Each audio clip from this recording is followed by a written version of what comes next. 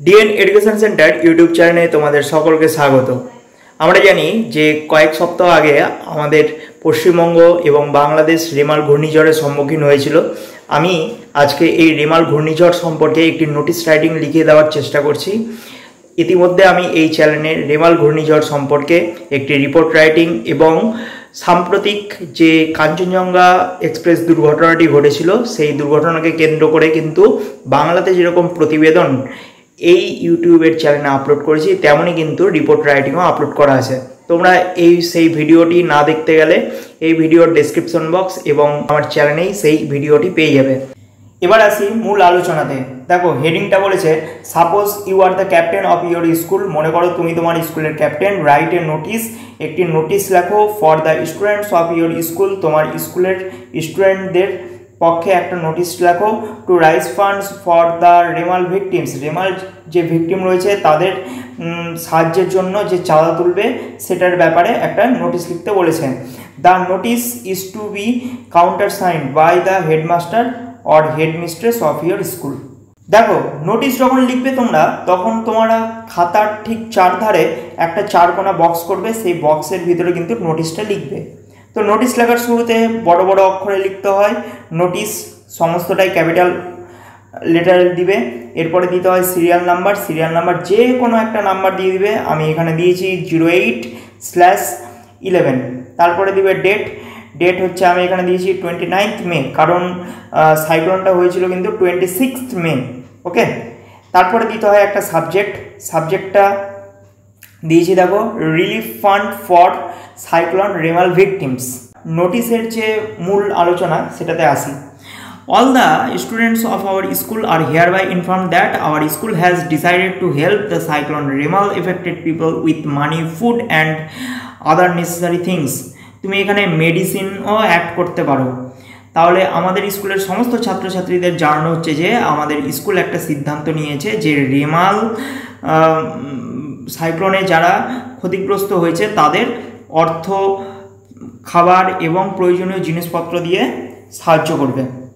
The people of South 24 Parganas, North 24 Parganas and East Midnapur districts are greatly affected by the cyclone Remal. Remal ঘূর্ণিঝড়ে দক্ষিণ 24 পরগনা, উত্তর 24 পরগনা এবং পূর্ব মেদিনীপুরের বেশ কিছু অংশ ক্ষতিগ্রস্ত কিন্তু হয়েছে। We know that it damaged dwelling অর্থাৎ বাসস্থান, uprooted trees and knock down electric polls.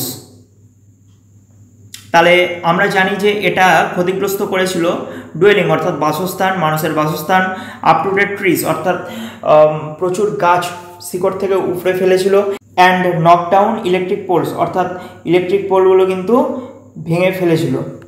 Digha, Tajpur, Mandarmani, Kakdwip, Diamond Harbour were badly affected by the cyclone. এই সাইক্লোনের কারণে কিন্তু দীঘা, তাজপুর, মন্দারমণি, কাকদ্বীপ, ডায়মন্ড হারবার এগুলো খুবই ক্ষতিগ্রস্ত হয়েছিল। People of those areas are in extremely distressed. সেই সমস্ত এলাকার মানুষজনদের অবস্থা কিন্তু খুব খারাপ ছিল। Distressed situations. So the students are requested to deposit money to the bank account of the school. স্কুলের যে ব্যাংক অ্যাকাউন্ট রয়েছে সেই স্কুলের ব্যাংক অ্যাকাউন্টে ছাত্রছাত্রীদের জানানো হচ্ছে যে টাকা জমা করতে থ্রু অনলাইন মোডে বিফোর 31 মে, 31 মে আগে।